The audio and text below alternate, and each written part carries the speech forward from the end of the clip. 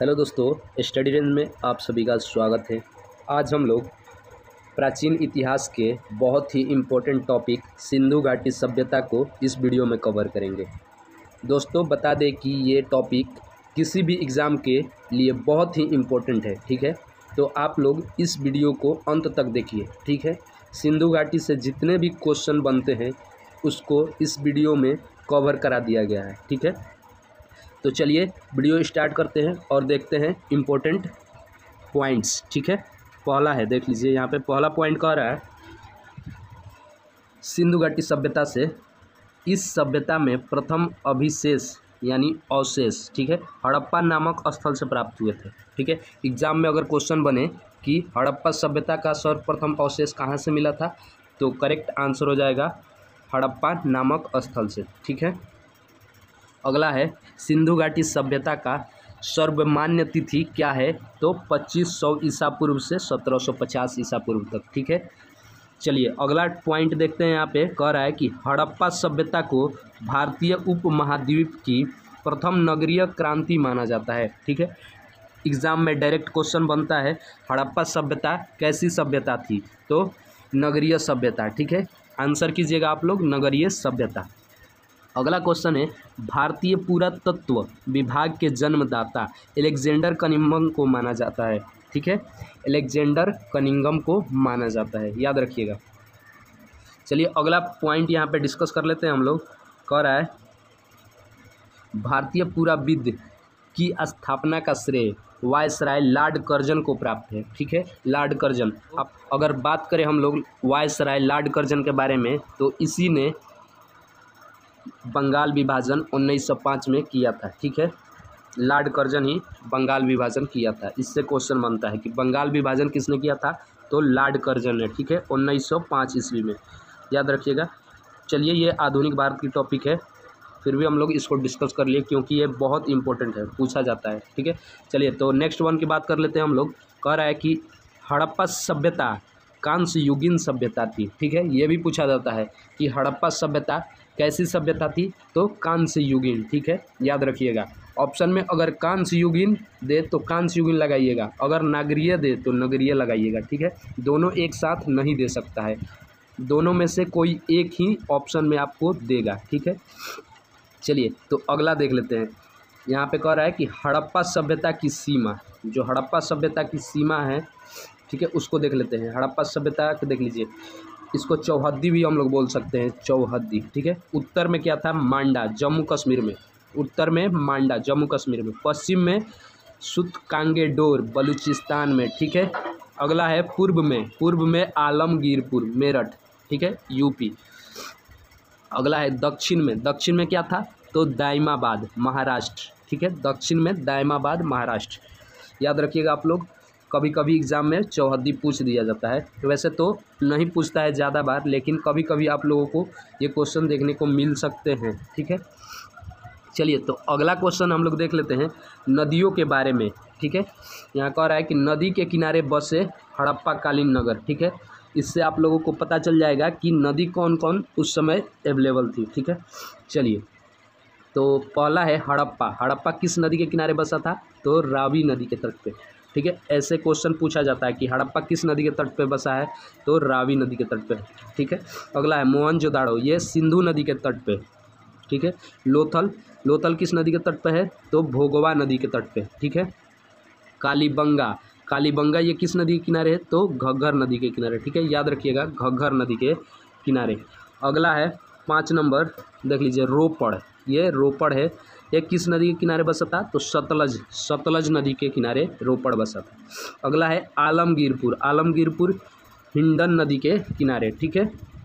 अगला है सुतकांगेडोर, ये याद रखिएगा सुतकांगेडोर दासक नदी के तट पे, ठीक है। अगला है कुनाल किस नदी के तट पे बसा था, तो सरस्वती नदी के तट पे, अगला है बनावली किस नदी के तट पे है, ये भी सरस्वती नदी के तट पे है, ठीक है, याद रखिएगा। चनहुदड़ो किस नदी के तट पे है, सिंधु नदी के तट पे, ठीक है।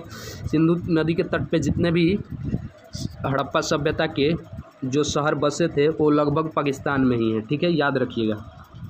चलिए अगला देख लेते हैं अगला क्या कह रहा है कि हड़प्पाकालीन स्थल की खोज, हड़प्पाकालीन स्थल की खोज और उत्खनन करता, यानी कि हड़प्पा सभ्यता का जो उत्खनन हुआ था वो किसने करवाया था, ठीक है, इसी के बारे में हम लोग देखेंगे यहाँ पे। तो पहला क्वेश्चन है यहाँ पे मोहनजोदाड़ो, मोहनजोदाड़ो, ठीक है। तो मोहनजोदाड़ो है, इसका खोज किसने किया था, तो राखलदास बनर्जी एवं मार्टिमर व्हीलर, ठीक है। वैसे ये इम्पोर्टेंट नहीं है, इसको एक्स्ट्रा में जोड़ दिया गया है, केवल ये ज़्यादातर यही पूछा जाता है। चलिए, तो अगला शहर है हड़प्पा, ठीक है। हड़प्पा का खोज किसने किया था, दयाराम साहनी, ठीक है, दयाराम साहनी। इसको याद करने की ज़रूरत नहीं है आप लोगों को, दयाराम साहनी हो जाएगा करेक्ट, ठीक है। और बात करें तो इसका खोज हुआ था 1922 में, ठीक है, 1922 में, याद रखिएगा, यहाँ पे लिख देते हैं 1922 में। और इसका खोज हुआ था 1921 में, ठीक है, याद रखिएगा। हड़प्पा सभ्यता का खोज किसने किया था, तो दयाराम साहनी 1921 ईस्वी में। चलिए, वैसे ये ईयर याद रखने की ज़रूरत नहीं है, केवल उनके खोजकर्ता का नाम पूछा जाता है। अगला है चनहुदड़ो, चनहुदड़ो का खोज किसने किया था, गोपाल मजुमदार एवं अर्नेस्टर मैक, ठीक है।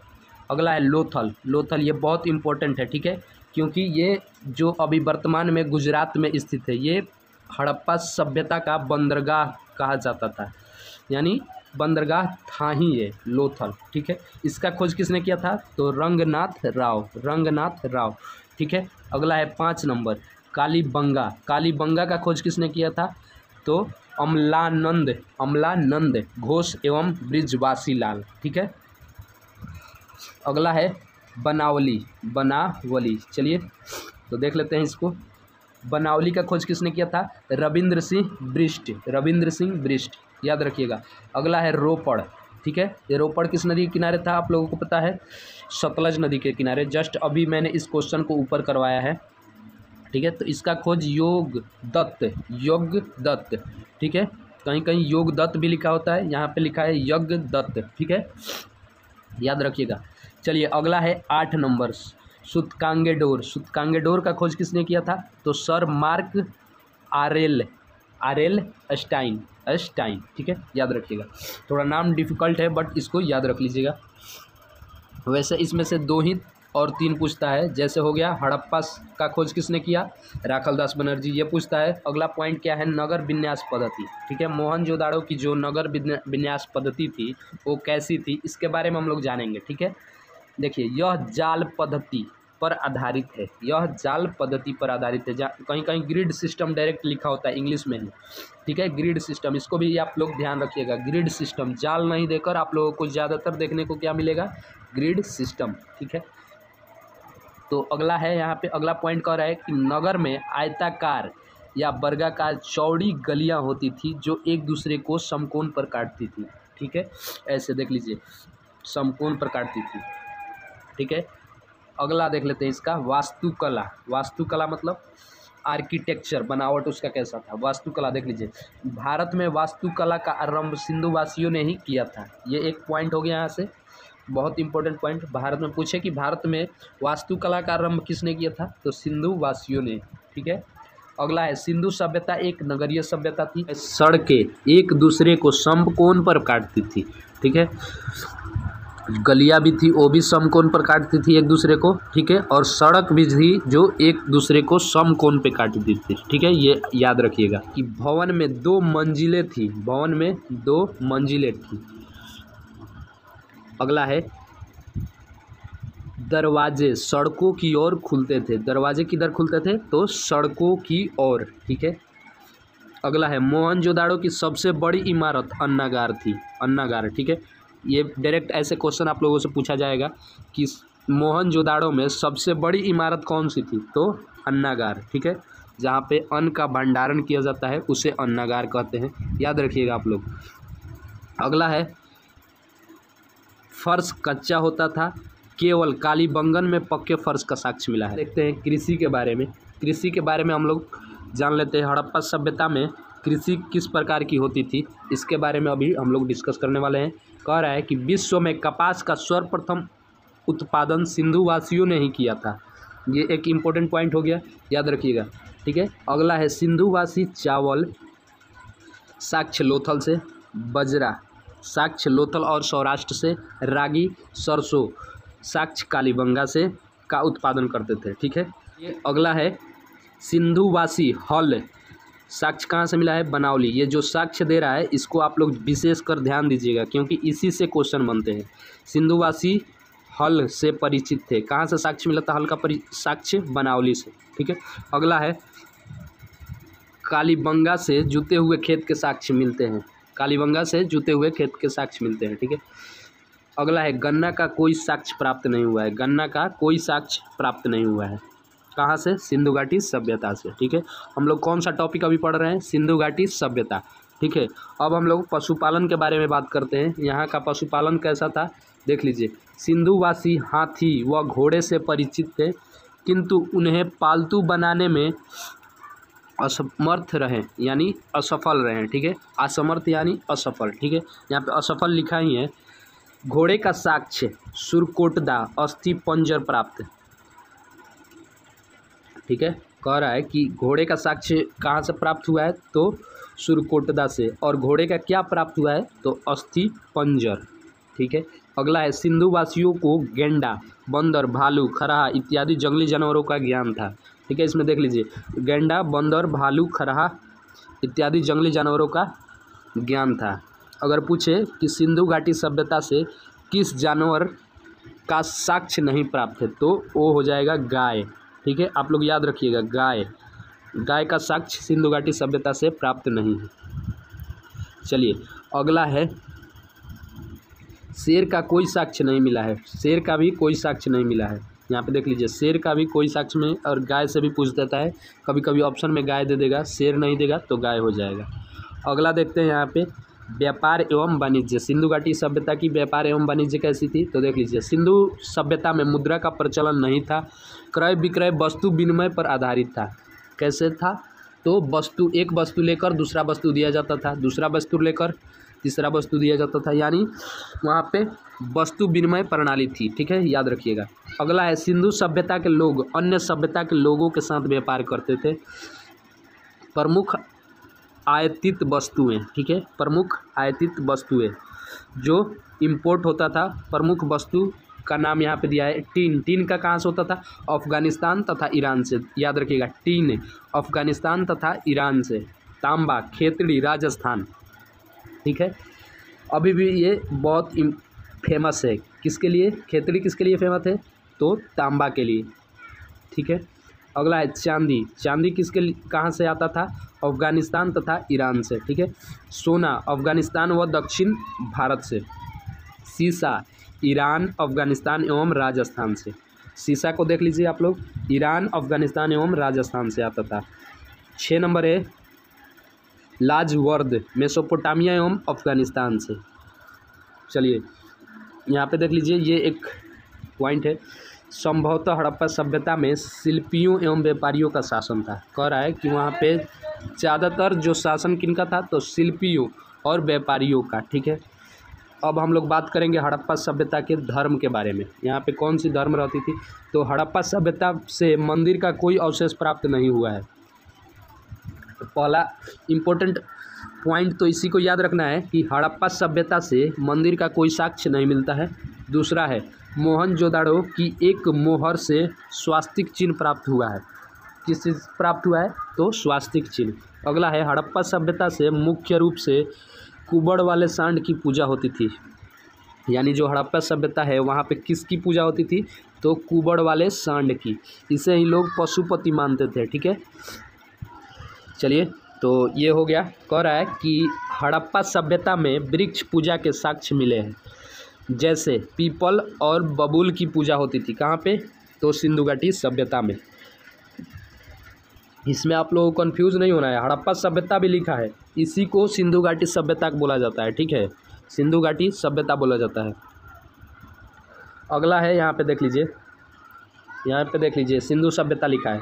सिंधु सभ्यता में प्रेतवाद भक्ति और पुनर्जन्मवाद के बीज मिले हैं।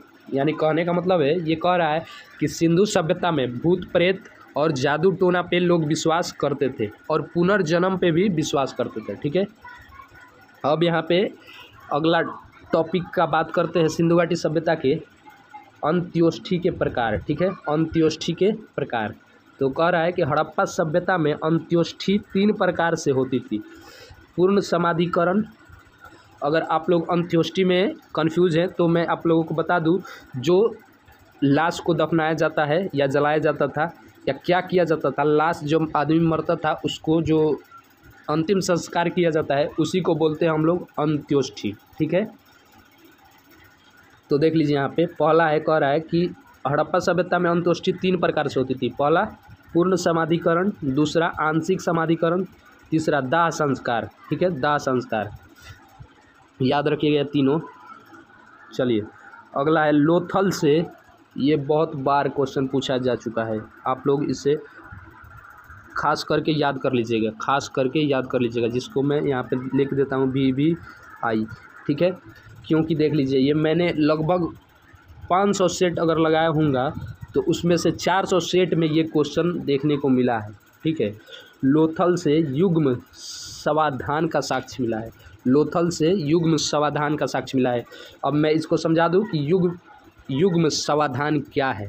ठीक है, तो पति और पत्नी को साथ दफनाया जाना ही क्या कहलाता था, युग्म समाधान, यानी जोड़े में दफनाया जाना, पति पत्नी भी हो सकते हैं या कोई 2 व्यक्ति को एक साथ दफनाया जाना युग्म समाधान कहा जाता है। ठीक है, याद रखिएगा इसको। देखिए कह रहा है कि विज्ञान इसको सती प्रथा के रूप में देखता है। सती प्रथा, आप लोगों को पता है कि सती प्रथा किसे कहते हैं। सती प्रथा कहने का अर्थ ये है कि जब किसी भी औरत के पति की मृत्यु हो जाती थी तो उसके पति के साथ उस औरत को भी अग्नि में जला दिया जाता था, यानी जिस चीते पे उनके पति जलते थे उसी चीते पे उस औरत को भी जला दिया जाता था। ठीक है, इसे ही हम लोग सती प्रथा कहते हैं। ठीक है, चलिए तो अगला हम देख लेते हैं यहाँ पे रोपड़ से मालिक के साथ कुत्ता दफनाए जाने का साक्ष्य मिला है। यानी कोई भी व्यक्ति हो गया, वो कुत्ता को पाला है। ठीक है, वो उसकी मृत्यु हो जा रही है, यानी व्यक्ति की मृत्यु हो जा रही है तो कुत्ते को भी मारकर वहाँ पे उसके साथ दफना दिया जाता था। ठीक है, या ऐसे कह सकते हैं कि अगर वो व्यक्ति मर गया, जब कुत्ता मरता था तो उसी व्यक्ति के कब्र पे उस कुत्ते को दफनाया जाता था। ठीक है, चलिए अगला देख लेते हैं। यहाँ पे इसकी लिपि के बारे में हम लोग बात करते हैं। लिपि किस तरीके से लिखा है उसी को लिपि कहते हैं। तो यहाँ पे समझ लीजिए, कह रहा है सिंधु लिपि के बारे में सर्वप्रथम विचार करने वाले प्रथम व्यक्ति अलेक्जेंडर कनिंघम थे। ठीक है, अलेक्जेंडर कनिंघम थे। सिंधु लिपि को पढ़ने के सर्वप्रथम प्रयास L.A. बेंडल किया था। L.A. बेंडल ने किया था, याद रखिएगा।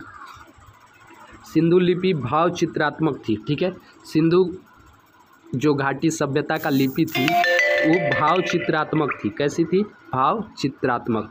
अभी तक सिंधु घाटी सभ्यता के लिपि के बारे में कोई जानकारी नहीं मिला है। चलिए अगला देख लेते हैं। अगला कह रहा है कि सिंधु लिपि के चित्रों में मछली, चिड़िया, मानव आकृति आदि चिन्ह मिलते हैं। ठीक है, सिंधु लिपि दाएं से बाएं लिखी जाती थी। सिंधु लिपि कैसे लिखी जाती थी, तो दाएं से बाएं लिखी जाती थी। अन्य महत्वपूर्ण तथ्य के बारे में हम लोग डिस्कस कर लेते हैं। सिंधु घाटी सभ्यता के बारे में कह रहा है कि सिंधु घाटी सभ्यता को प्राक ऐतिहासिक युग कहा जा सकता है।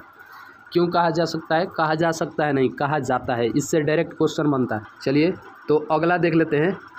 अगला कह रहा है सिंधु सभ्यता के मुख्य निवासी द्रविड़ और भूमध्य सागरीय थे। ठीक है, याद रखिएगा इसको।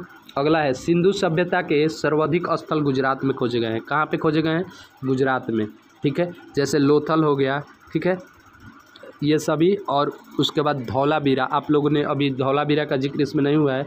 धौलावीरा जो वहाँ पे जल निकासी का प्रबंधन था। ठीक है, इसको भी याद रखना है आप लोगों को कि धौलावीरा एक जगह है, कहाँ पे, अभी गुजरात में, जो कि सिंधु घाटी सभ्यता के समय की है।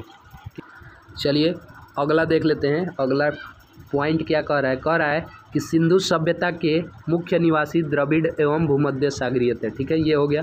अगला है सिंधु सभ्यता के सर्वाधिक स्थल गुजरात में खोजे गए हैं। ठीक है, अगला है लोथल एवं सुरकोटदा सिंधु सभ्यता के बंदरगाह थे, ये भी याद रखना है। अगला है मनके बनाने का कारखाना लोथल एवं चनहुदड़ो से प्राप्त हुआ है। अगला है सिंधु सभ्यता की मुख्य फसलें गेहूँ और जौ थी। ठीक है, याद रखिएगा, गेहूँ और जौ थी। अगला है तौल की इकाई 16 के अनुपात में होती थी। 16 के अनुपात में कहने का मतलब है 16 का आप लोग पहाड़ा जैसे देखते हैं, 16 का पहाड़ा, वैसे ही 16 के अनुपात, 16 दूनी 32, 16 तिया 48। ठीक है, यही इसको काट दीजिएगा तो 1:2:3 आएगा, इसी को 16 के अनुपात में थी। ठीक है, चलिए अगला देख लेते हैं। अगला नेक्स्ट इम्पोर्टेंट पॉइंट क्या कह रहा है सिंधु सभ्यता के लोग धरती की पूजा उर्वरकता की देवी के रूप में करते थे। ठीक है, सिंधु घाटी सभ्यता के लोग धरती की पूजा क्यों करते हैं? उर्वरकता की देवी के रूप में। ठीक है, सिंधु सभ्यता में मातृ देवी की पूजा की जाती थी, मातृ देवी। ठीक है, सिंधु सभ्यता मातृसत्तात्मक थी। ठीक है, चलिए अगला देखते हैं। यहाँ पे कह रहा है कि सिंधु घाटी सभ्यता में पर्दा प्रथा एवं वेश्यावृत्ति का प्रचलन था। पर्दा प्रथा एवं वेश्यावृत्ति दोनों था, यानी औरतों को पर्दा में रखा जाता था। ठीक है, और वेश्यावृत्ति भी वहाँ पे होती थी। अगला देख लेते हैं हड़प्पाकालीन स्थल। हड़प्पाकालीन स्थल के बारे में हम लोग डिस्कस करेंगे यहाँ पे, जो कि बहुत इम्पोर्टेंट है। इससे क्वेश्चन आप लोगों को एग्ज़ाम में ज़रूर देखने को मिलेंगे। ठीक है, तो इसे आप लोग ध्यान से देखिए। चलिए 1 नंबर हड़प्पा, ये सिंधु घाटी सभ्यता का पहला खोजा गया शहर था 1921 ईस्वी में। देख लीजिए, यहाँ पे डिस्कस करेंगे तो मिलेगा ही, इसमें सभी पॉइंट को हम लोग ध्यान से देखिए आप लोग। हड़प्पा रावी नदी के किनारे 1921 ईस्वी में दयाराम साहनी द्वारा खोजा गया। ठीक है, चलिए अगला शंख का बना हुआ बैल नटराज की आकृति वाली मूर्ति प्राप्त। ठीक है, हड़प्पा से ही प्राप्त हुई है ये। अगला है पैर में सांप दबाए गरुड़ का चित्र, मछुआरे का चित्र कहाँ से प्राप्त हुआ है? तो हड़प्पा से, याद रखिएगा। अगला है सिर के बल खड़ी नग्न स्त्री का चित्र जिसके गर्भ से, यहाँ पे देख लीजिए, नहीं दिख रहा है तो साफ यहाँ पे देखिए, कह रहा है कि सिर के बल खड़ी नग्न स्त्री का चित्र जिसके गर्भ से पौधा निकलता दिखाई दे रहा है, ये भी प्राप्त हुआ है। कहाँ से? हड़प्पा से। ठीक है, तो हड़प्पा से कौन कौन सी चीज़ें प्राप्त हुई है तो देख लीजिए। शंख का बना हुआ बैल नटराज की आकृति, पैर में दबाए गरुड़ का चित्र, मछुआरे का चित्र। ठीक है, सिर के बल खड़ी नग्न स्त्री जिसके गर्भ से पौधा निकलता दिखाई दे रहा है। ठीक है, ये सभी इंपॉर्टेंट है, इसको याद कर लीजिएगा आप लोग। ठीक है, ये बता दें कि स्टेट पीसीएस के लिए बहुत इंपॉर्टेंट है। ठीक है, यूपीएससी हो गया, बीपीएससी हो गया, ये सभी के लिए बहुत इंपॉर्टेंट है। जितने भी स्टेट पीसीएस के एग्ज़ाम है, इससे आप लोगों को क्वेश्चन ज़रूर मिलेगा देखने को। ठीक है, चलिए अगला है 2 नंबर, कह रहा है मोहनजोदाड़ो। 2 नंबर जो यहाँ पर देख लीजिए, जो 2 नंबर शहर है सिंधु घाटी सभ्यता का, वो है कौन सा है? मोहनजोदाड़ो। मोहनजोदाड़ो के बारे में हम लोग पढ़ते हैं। कह रहा है कि सिंधु नदी के किनारे 1922 ईस्वी में राखल दास बनर्जी द्वारा खोजा गया था। ठीक है, मोहनजोदाड़ो की खोज कब हुई थी? 1922 ईस्वी में राखल दास बनर्जी। इसको कभी कभी शॉर्ट फॉर्म में आरडी बनर्जी लिख देता है, आरडी बनर्जी। ठीक है, चलिए तो अब इम्पोर्टेंट पॉइंट को डिस्कस कर लेते हैं। यहाँ पे कह रहा है कि भवन पक्की ईंटों द्वारा निर्मित सीढ़ियों का साक्ष्य मिला। यहाँ से किसका साक्ष्य मिला है? तो भवन की पक्की ईंटों द्वारा निर्मित सीढ़ियों का साक्ष्य मिला है। ठीक है, प्रवेश द्वार गली में, यानी जो प्रवेश द्वार कहाँ पे थी? गली में थी, यहाँ पे मोहनजोदाड़ो में। ठीक है, कांसे की एक नर्तकी की मूर्ति, ये बहुत इंपॉर्टेंट है, इसको आप लोग विशेषकर याद रखिएगा। कांसे की एक नर्तकी की मूर्ति कहाँ से मिला है? तो हड़प्पा सभ्यता से, हड़प्पा सभ्यता से, याद रखिएगा। अगला है एक श्रृंगी पशु आकृति वाली मुहर प्राप्त हुई है। अगला है इसे मौत का टीला भी कहा जाता है। किसको मौत का टीला कहा जाता है? तो मोहनजोदाड़ो को, मोहनजोदाड़ो को मौत का टीला कहा जाता है। या मृतकों का टीला कहीं कहीं देता है, मृतकों का टीला। ठीक है, याद रखिएगा। अगला है लोथल। हम लोग बात कर लेते हैं लोथल को, तो यहाँ पे इम्पोर्टेंट टॉपिक को डिस्कस करते हैं लोथल का। देख लीजिए। चलिए, कह रहा है कि भोगवा नदी के किनारे गुजरात में स्थित है। कहाँ पे स्थित है ये? गुजरात में, ठीक है। उसके बाद देखिए, चावल एवं बाजरा का साक्ष्य प्राप्त हुआ है। चावल और बाजरा का साक्ष्य कहाँ से प्राप्त हुआ है? तो लोथल से। अगला है 2 मुंह वाले राक्षस के अंकन वाली मुद्रा, ठीक है। मुद्रा पे 2 मुख वाले राक्षस का चित्र प्राप्त हुआ है, ठीक है। अगला है पंचतंत्र की चलाक लोमड़ी का अंकन प्राप्त हुआ है, ठीक है। पंचतंत्र एक कहानी है जिसको लिखा था विष्णु शर्मा ने, ठीक है। तो उसी की लोमड़ी का अंकन भी प्राप्त हुआ है लोथल से, याद रखिएगा। मम्मी का उदाहरण, मम्मी डेड बॉडी को कहते हैं मम्मी, ठीक है, याद रखिएगा। मम्मी एक हॉलीवुड फिल्म भी है, ठीक है, तो उससे आप लोग समझ सकते हैं। मम्मी का उदाहरण प्राप्त हुआ है, ठीक है। बतख 12 सिंघा गोरिल्ला के अंकन वाली मुद्रा, कौन कौन से? बतख, 12 सिंघा गोरिल्ला के अंकन वाली मुद्रा भी प्राप्त हुई है। अगला बात करते हैं कालीबंगन के बारे में। कालीबंगन, ठीक है, ये राजस्थान में है। कहाँ पे है? राजस्थान में, घग्गर नदी के किनारे। देख लीजिए यहाँ पे दिया है, घग्गर नदी के किनारे राजस्थान में स्थित है। कौन? कालीबंगन। इसे कालीबंगन भी कहा जाता है, कालीबंगा भी कहा जाता है, याद रखिए। तो यहाँ पे कालीबंगा ही लिखा है, ठीक है, कालीबंगा ही लिखा है, ठीक है। तो चलिए अगला पॉइंट डिस्कस करते हैं। कह रहा है कि इसका शाब्दिक अर्थ काली चूड़िया होता है। कालीबंगा का अर्थ क्या होता है? काली चूड़ी, काली चूड़ी। अगला है प्राक हड़प्पा एवं विकसित हड़प्पा दोनों के साक्ष्य प्राप्त, ठीक है। यहीं से प्राक हड़प्पा और विकसित हड़प्पा के साक्ष्य प्राप्त हुए हैं, ठीक है। अगला है जूते हुए खेत एवं सरसों के साक्ष्य प्राप्त हुआ है। अगला है एक सिंह वाले देवता के साक्ष्य प्राप्त हुए हैं। एक सिंह वाले देवता के साक्ष्य प्राप्त हुए हैं। अगला है कपाल में छेद वाले बालक, कपाल में छेद वाले बालक का शब्द प्राप्त, ठीक है। इसको देख लीजिए, शल्य क्रिया का उदाहरण, शल्य क्रिया को, कपाल में छेद वाले बालक का शब्द प्राप्त, जिसे शल्य क्रिया यानी चीड़-फाड़ की क्रिया कहते हैं, उसका भी उदाहरण प्राप्त हुआ है। कहाँ से? कालीबंगा से। कालीबंगा का अर्थ क्या होता है? काली चूड़ी, काली चूड़ी, ठीक है। कालीबंगा काली चूड़ी, याद रखिएगा। अब बात कर लेते हैं हम लोग चनहुदड़ों के बारे में। चनहुदड़ों, ठीक है, चनहुदड़ों। तो यहाँ से मनका बनाने का कारखाना प्राप्त हुआ, मनका, ठीक है। मनके बनाने का साक्ष्य कहाँ से प्राप्त हुआ है? तो चनहुदड़ों से, याद रखिएगा। अब देख लीजिए, ये भी इम्पोर्टेंट है। ईंट पर बिल्ली का पीछा करते हुए कुत्ते का पद चिन्ह प्राप्त हुआ है। कहाँ से? चनहुदड़ों से, ठीक है, चनहुदड़ों से। यहीं से लिपस्टिक बनाने का कारखाना भी प्राप्त हुआ है, चनहुदड़ों से, याद रखिएगा। लिपस्टिक, गुड़िया बनाने का साक्ष्य भी यहीं से प्राप्त हुआ है, चनहुदड़ों। एक्स्ट्रा 2 को मैं जोड़ देता हूँ, लिपस्टिक, लिपस्टिक, ठीक है, याद रखिएगा। और गुड़िया, गुड़िया, ठीक है। तो ये दोनों को भी याद कर लीजिएगा। चलिए अगला देखते हैं। 6 नंबर का रहा है बनावली। बनावली के बारे में हम लोग बात करते हैं। सिंधु घाटी सभ्यता का जो शहर एक है बनावली, इसके बारे में हम लोग बात करते हैं। कह रहा है कि हरियाणा के हिसार जिले में स्थित है। कहाँ पे स्थित है ये? हरियाणा के हिसार जिले में। बनावली से ही हल के साक्ष्य मिले हैं, देख लीजिए यहाँ पे दिया होगा। अच्छे किस्म की जौ की प्राप्ति बनावली से हुई है।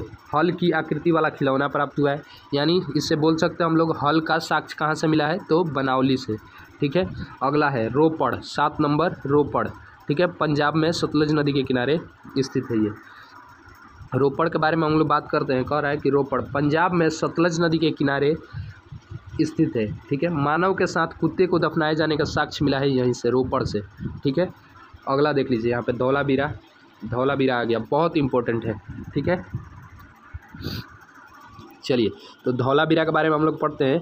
गुजरात के भारूच, ठीक है, गुजरात के भारूच में स्थित है ये।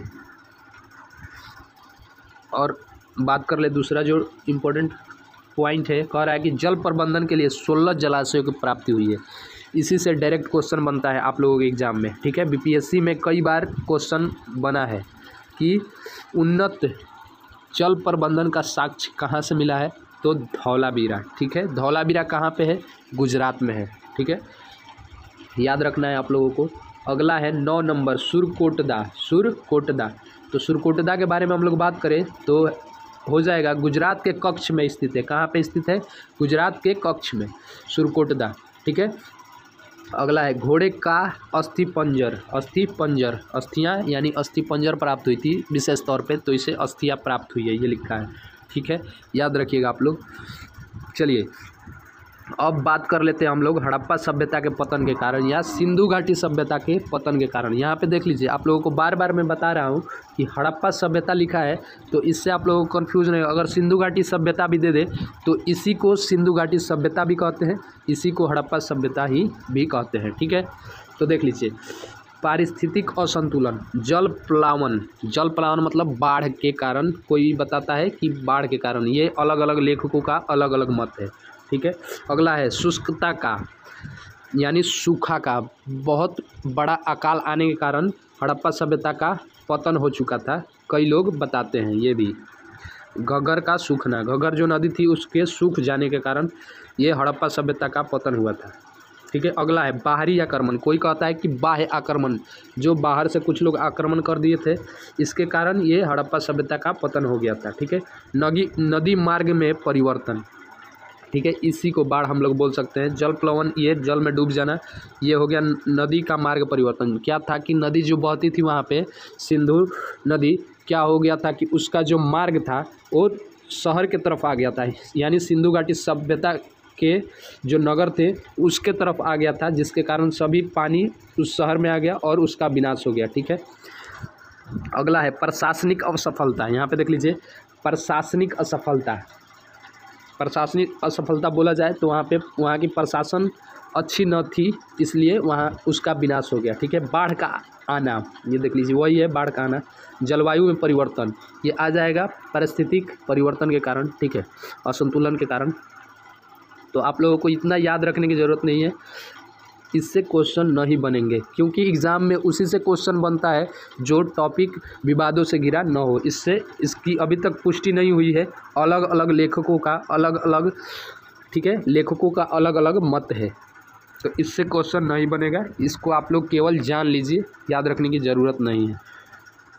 चलिए अगला है क्षेत्रफल की दृष्टि से हड़प्पा कालीन नगरों का क्रम देख लीजिए। सबसे बड़ा कौन सा था? मोहनजोदाड़ो, उसके बाद धौलावीरा, उसके बाद कालीबंगन। कह रहा है कि नोट, धौलावीरा भारत में स्थित सबसे बड़ा हड़प्पा कालीन स्थल है, इसको भी याद रखना है। अगर पूछे कि भारत में स्थित सबसे बड़ा हड़प्पा कालीन नगर कौन सा है तो धौलावीरा हो जाएगा। अगर पूछे कि सिंधु घाटी सभ्यता की सबसे बड़ी नगर कौन सी है तो मोहनजोदाड़ो हो जाएगा, मोहनजोदाड़ो, याद रखिएगा। ठीक है। तो दोस्तों जितने भी सिंधु घाटी सभ्यता से इम्पोर्टेंट प्रश्न, इम्पोर्टेंट क्या, पूरी सिंधु घाटी सभ्यता को टू द पॉइंट यानी हर एक पॉइंट को इस वीडियो में कवर करा दिया गया है। अगर वीडियो अच्छा लगा हो तो वीडियो को लाइक कर दीजिए और इस वीडियो को सभी ग्रुप में शेयर कर दीजिए। अगर आप कोई भी दोस्त हमारे चैनल पर नए हैं तो हमारे चैनल को सब्सक्राइब करके बेल आइकन को भी दबा दीजिए, ताकि इस प्रकार की इम्पोर्टेंट वीडियोज़ की नोटिफिकेशन आपसे मिस ना हो। ठीक है। तो आशा करता हूँ कि वीडियो अच्छा लगा हो, और इसी के साथ मिलते हैं अगले वीडियो में। हम लोग उस वीडियो में इसके बाद वाले जस्ट टॉपिक को कवर करेंगे। इसके बाद वाले टॉपिक के बारे में बात करें तो इसके बाद वाले जो टॉपिक आते हैं वो है वैदिक सभ्यता। सिंधु घाटी सभ्यता के बाद वैदिक सभ्यता। ठीक है। वैदिक सभ्यता के बारे में हम लोग पढ़ेंगे उस वीडियो में। वैदिक सभ्यता को 2 भागों में बांटा गया है। ठीक है, ऋग्वैदिक सभ्यता और उत्तर वैदिक सभ्यता। ठीक है, इसके बारे में हम लोग नेक्स्ट वीडियो में चर्चा करेंगे। तो मिलते हैं अगले वीडियो में इस टॉपिक के साथ। जय हिंद, जय भारत।